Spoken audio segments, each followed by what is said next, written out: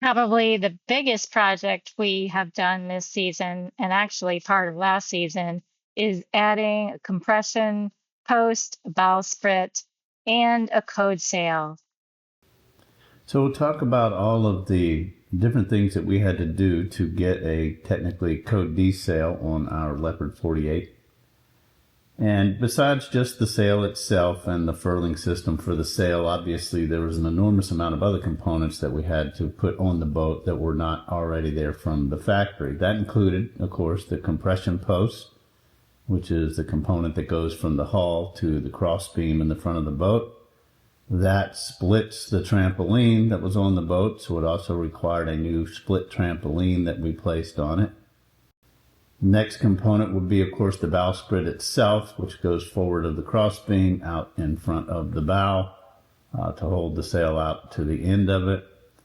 The pad eyes that went down at the bottom of the hulls to hold the stays that go up to the bowsprit. And then we did have to cut inspection ports into the crash box in order to put those pad eyes and the backing plates on there.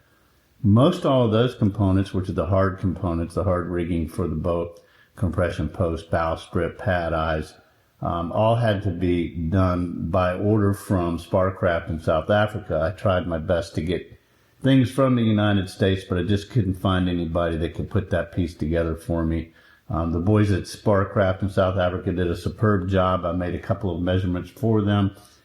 They supplied all of those components along with the mounting brackets that I needed for those, and they all went in place perfectly when we put the thing together there on the boat.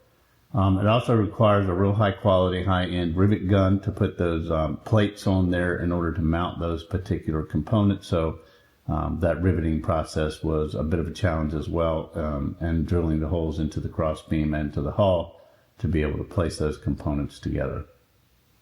The performance of the sail, it's still new to us. We've just tried it. It is a top-down furling sail, and so that's a new challenge for us, and I think it is for a lot of people when they first use a sail like that. We've not used it enough to completely get that down pat. We hope that we're going to be comfortable with it to be able to get it to start furling at the top and then continue to furl from the bottom up. But that is a new challenge for us. So we did sail it here just recently, and we had extremely light winds of 6 knots, maybe 7 at best. We were in the 5-knot range as well, and the boat was sailing easily at 4 knots and 3.5 knots when it was in the lower wind. So we were really pleased that we got the sail out, got it in those really light winds, and we were able to move the boat at a comfortable speed.